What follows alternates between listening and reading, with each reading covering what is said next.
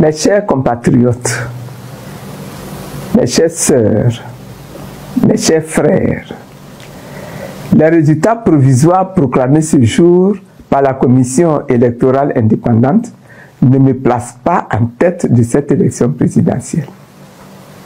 Je prends acte de ces résultats, tout en gardant au plus profond de moi la conviction que le combat que nous avons mené ensemble n'a pas été vain.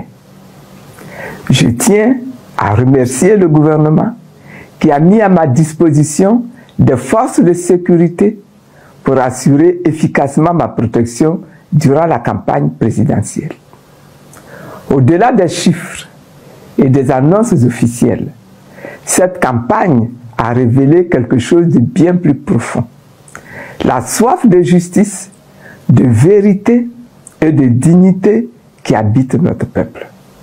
Ce que les urnes n'ont pas traduit aujourd'hui, l'histoire le retiendra.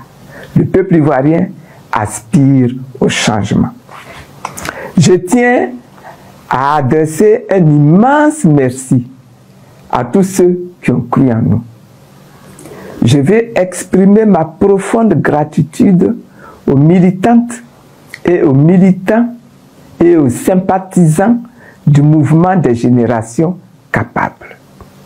À nos alliés, le COGEP de Charles Blé Goudé, l'AIRD d'Éric Caillé, Objectif République de Paul Hervé Agoubli, Icône de Yves Mayobo, Pour la Côte d'Ivoire de Viviane Pété, le Sursaut national de Marcelin Kwame, le PSD de Akadje Séraphin, ainsi qu'à toutes les Ivoiriennes et à tous les Ivoiriens qui, malgré les obstacles, malgré la peur, ont eu le courage d'exprimer leur choix. Votre engagement, votre détermination et votre foi ont donné sens à ma candidature et à notre combat collectif pour une Côte d'Ivoire réconciliée, transformée et souveraine. Je suis fier de vous et je vous dis du fond de mon cœur, merci. Les résultats proclamés aujourd'hui ne reflètent pas fidèlement la volonté populaire. Deux grandes causes expliquent la situation que nous observons. Premièrement, nous avons un système électoral inéquitable et verrouillé. Depuis des mois, nous avons réclamé des réformes profondes pour garantir un scrutin inclusif, transparent et crédible.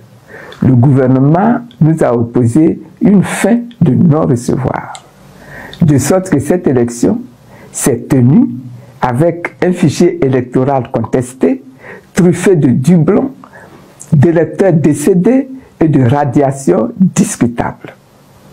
Une commission électorale déséquilibrée, où le pouvoir a conservé une influence écrasante.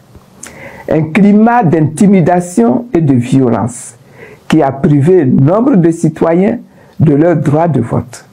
Dans plusieurs régions du pays, les Grands Ponts, Yassap, Orbaf, Bobo, Ngati, Tia, Lopou, Youil, dans la Niébi-Tiassa, Grand Yapo, Séguié, Boguié, Ano, dans la Mé, Motobe, Ndoubato, Minissi, Agou, le vote n'a même pas pu se tenir.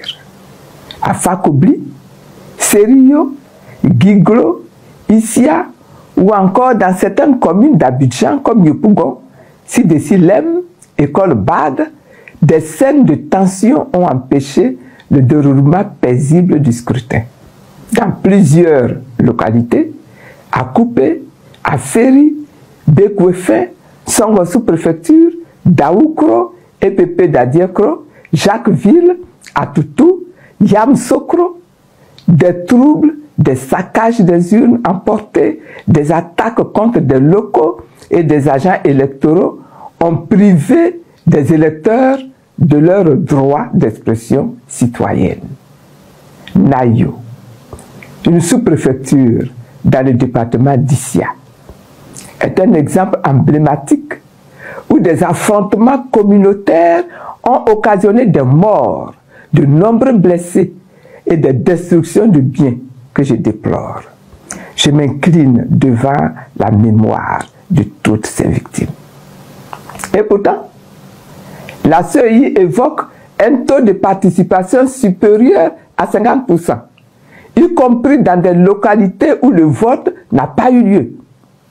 Ce chiffre est manifestement inexact. Nous ne pouvons pas bâtir la démocratie de la sorte.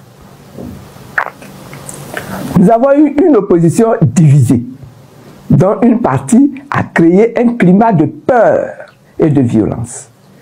Il faut avoir le courage de regarder la vérité en face.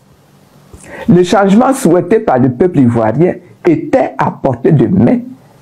Malheureusement, certains acteurs ont privilégié leur calcul personnel, leur égoïsme et la division au détriment de l'intérêt du pays. Cette fraction de l'opposition s'est employée à créer la peur, la psychose et la violence, décourageant des millions d'Ivoiriens d'aller voter et offrant ainsi sur un plateau d'or à Alassane Ouattara un 4e mandat qu'il prétendait pourtant combattre. Face à cette insécurité organisée, beaucoup de familles ont préféré rester enfermées chez elles plutôt que de risquer leur vie. Oui, nos concitoyens ont choisi la prudence, non par indifférence, mais par peur.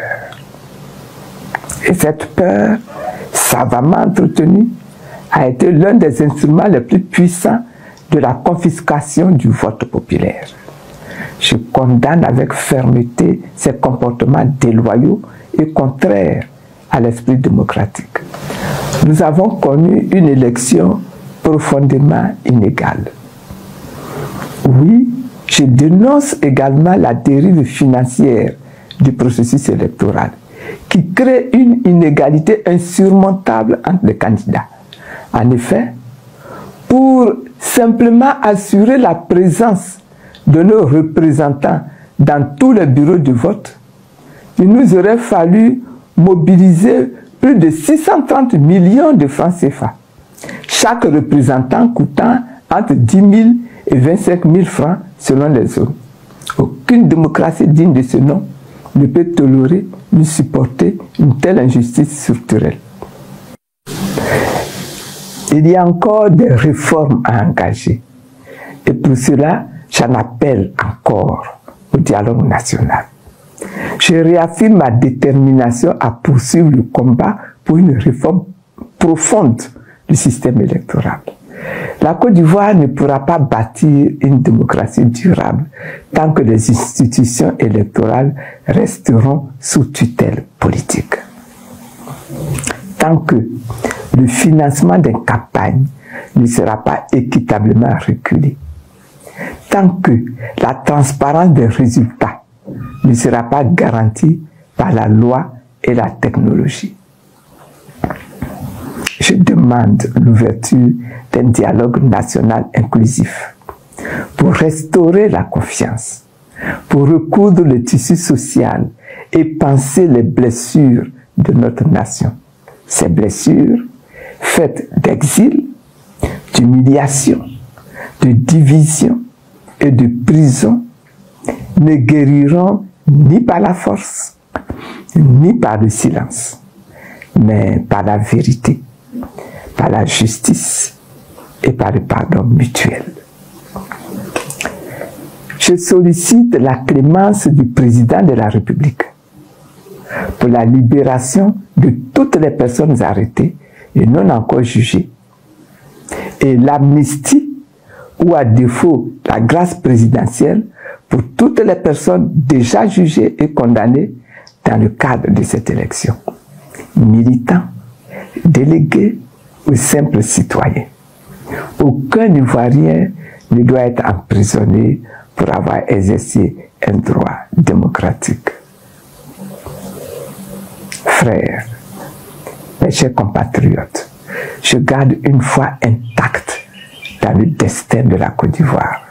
C'est pour cela que je tends la main à tous, aux vainqueurs du jour, aux partis politiques, à la société civile, aux jeunes et aux femmes, aux chefs traditionnels et aux religieux. Unissons nos intelligences et nos cœurs pour rebâtir notre pays sur des bases morales, souveraines et dans la solidarité. Je l'ai déjà dit et je le répète. Ma vie entière est un engagement pour la liberté, pour la dignité et pour la souveraineté de notre peuple. Je continuerai à me battre avec la même détermination pour l'idéal de société que je porte. Une Côte d'Ivoire réconciliée, totalement transformée, souveraine et fière de son identité africaine. Le chantier continue. Et tant qu'il y aura dans ce pays des hommes et des femmes debout, rien ne sera perdu. Je vous remercie.